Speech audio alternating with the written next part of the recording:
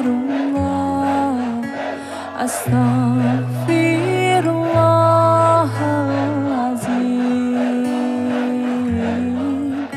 Ini apa ini? Ini kalau zaman Umar sudah diketuk semua kepalanya nih.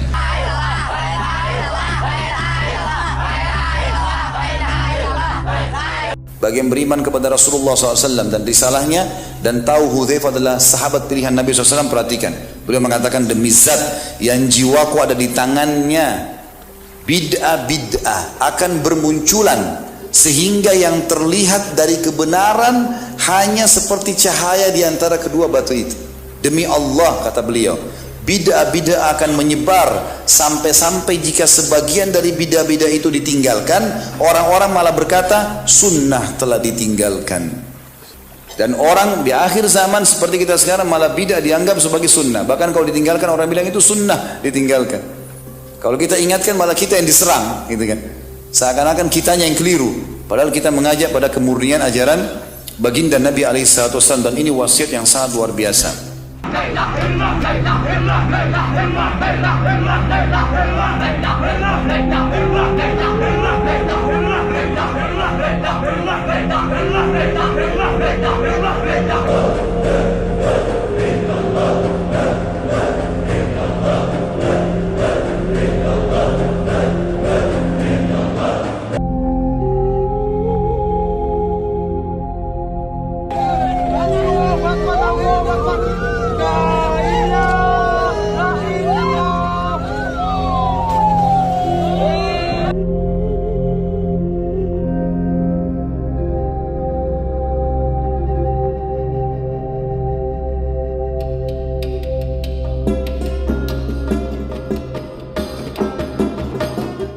Ya, kata Sufyan Ats-Tsauri, al-bid'atu ahabbu ila syaitan ila iblis minal ma'siyah. Bid'ah lebih disukai oleh iblis daripada maksiat. Kenapa? Al-ma'siyatu yutabu minha wal bid'atu la yutabu minha. Adapun maksiat orang masih mungkin bertobat. Kenapa? Dia sadar itu maksiat. Tapi kalau orang sudah terjerumus dalam bid'ah, dia tidak sadar kalau dia bermaksiat. Dia menyangka itu adalah ibadah yang mendekatkan dia kepada Allah. Dia minta-minta kepada kuburan, dia menyangka itu adalah ibadah. Repot. Dia berzikir sambil joget-joget, dia menyangka itu ibadah. Gimana mau kita suruh taubat?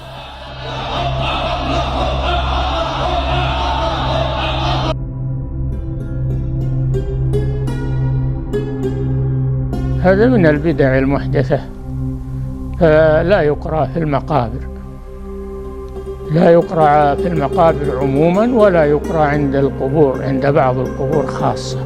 كل هذا بدعة. والذي يريد الخير للميت يدعو له بالمغفرة والرحمة.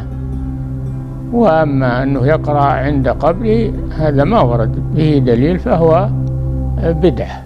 Asal daripada ibadah nggak boleh dikerjakan kecuali ada dalil yang memerintahkan untuk mengerjakannya. Dalilnya perintah, bukan larangan. Ya, supaya kita nggak capek. Salat subuh berapa rakaat? 2. Boleh nggak 3? Kan nggak ada larangannya. Silahkan antum cek ya, di Quran, bahkan di hadis, semua hadis sahih, bahkan hadis palsu sekalipun, tidak pernah melarang menunaikan salat subuh 3 rakaat. Boleh nggak? Tetap nggak boleh, karena kaidah ibadah bukan larangan, yang dicari perintahnya. Kalau larangan memang nggak ada, tapi perintahnya hanya 2, sudah. Jadi jangan terlampau soleh antum kerjakan 3, 4, itu keliru. Ya, jadi sudah 2. Nah, kebalikannya masalah dunia. Kalau dunia yang dicari jangan perintah. Ya, al-aslu fi dunya, atau al-aslu fil muamalah, asal daripada muamalah, asal daripada hal terkait dengan dunia itu mubahun, boleh, halal. Ya, hatta yadulad dalilu ala tahrimiha, sampai muncul larangannya.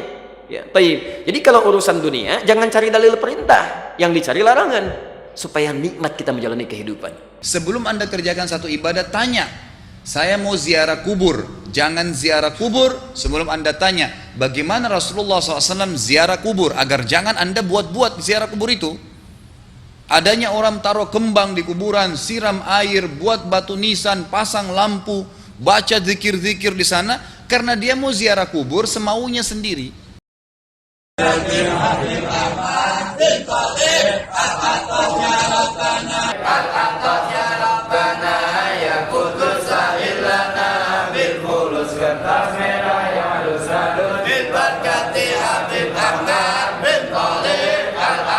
Tidak bisa. Anda Muslim, punya kiai, punya Rasulullah SAW, suri tauladan kita, uswatun hasanah. Tanya Rasulullah ziarah kubur bagaimana?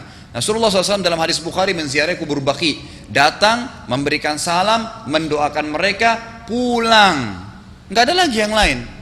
Nggak pernah Nabi SAW bawa kembang, siram kuburan karena sudah kering. Padahal Madinah panas 50 derajat, pecah-pecah tanahnya. Ada istilah di Indonesia kalau tanahnya pecah, kesian lagi diazab di bawah, kasih air.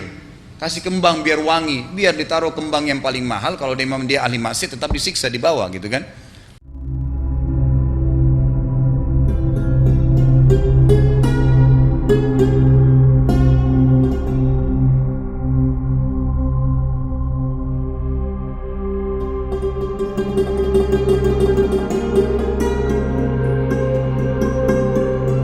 Mau sholat, jangan pernah sholat dulu. Tanya Rasulullah sholat bagaimana, belajar 5 menit bisa. Oh rukunya begini, sujudnya begini, sama. Baru Allah terima.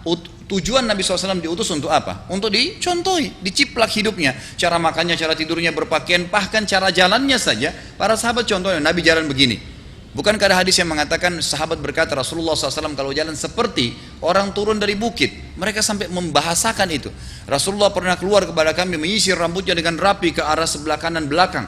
Ditunjukkan gitu kan. Rasulullah SAW menyukai ini. Rasulullah SAW memakan dengan cara begini. Diajarkan kepada kita semua agar kita contohin. Yang jadi masalah bagi kita ini, kita selalu mau buat apa-apa yang tidak diperintahkan oleh Nabi SAW. Selalu alasannya baik. Sekarang kasus berdoa setelah sholat. Doa adalah ibadah, nggak ada masalah doa. Tapi kalau kita mau ikat antara sebuah ibadah dengan ibadah yang lain, tanya dulu, Rasulullah pernah ikat nggak? Pernah pertemukan nggak? Ziarah kubur dengan baca Quran. Ziarah kubur ibadah, baca Quran ibadah. Pernah nggak Nabi baca Quran di kuburan? Itu tanya. Nggak ada riwayat Nabi SAW pernah baca Al-Fatihah untuk orang mati atau baca di ayat Al-Quran. Datangkan dalilnya coba. Tidak ada satu hadis pun menjelaskan masalah itu. Lalu kenapa anda buat? Oh karena saya mau buat ibadah. Baik ibadah yang Nabi ajarin. Salam, doain, selesai. Jangan lebih daripada itu. Masa anda lebih pintar dari Nabi Muhammad SAW? Habis sholat, memang paket yang Nabi tawarkan, yang beliau selalu kerjakan adalah zikir. Setelah sholat, dengan zikir sholat yang sudah masyhur, istighfar, kemudian baca Allahumma antas salam, sampai membaca ayat kursi, al-ikhlas, al-falaq, an-nas, baca subhanallah, alhamdulillah, Allah akbar 33 kali, sampai terakhir baca digenapkan la ilaha illallah wahdahu la syarika. Selesai itu semua hadis Nabi SAW menjelaskan setelah sholat, Rasulullah SAW langsung berdiri. Memang beliau tidak pernah berdoa habis sholat waktu itu. Memang begitu.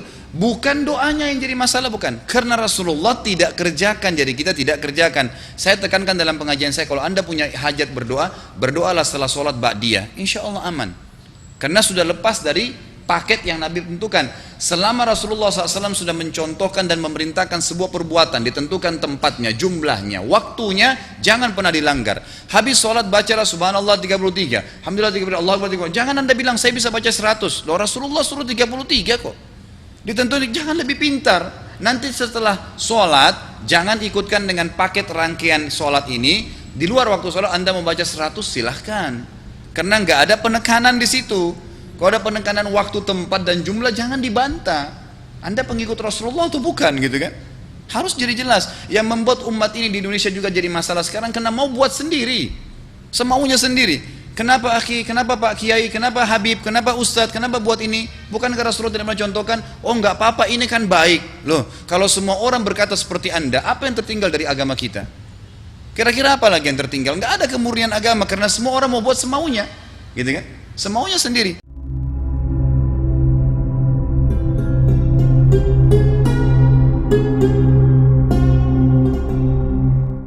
Pindah rumah, baca berzanji. Apa itu berarti sejarah Nabi? Kenapa baca berzanji saudaraku? Rasulullah untuk pindah rumah pernah baca-baca gitu enggak? Enggak pernah. Kenapa dibuat? Anda muslim bukan? Muslim. Ya saya harus ikuti. Kalau tidak akan terus ini mengakar nih. Anda buat satu bid'ah sekarang. Bid'ah itu lawannya sunnah. Anak anda akan buat 10 bid'ah. Cucunya akan buat 100 bid'ah. Akan banyak bid'ah merakar di masyarakat. Dan agama akan ditinggalkan. Kemurnian sunnah akan hilang gitu kan? Ini bahaya.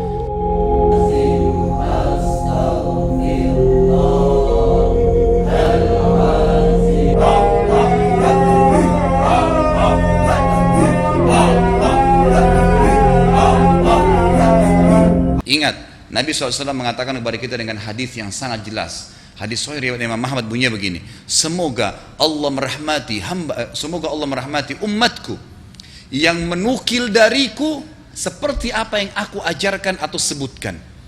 Sampai ulama hadis mengatakan Nabi ucapin habis sholat astagfirullah, maka sahabat tidak ada berani yang menambah azim.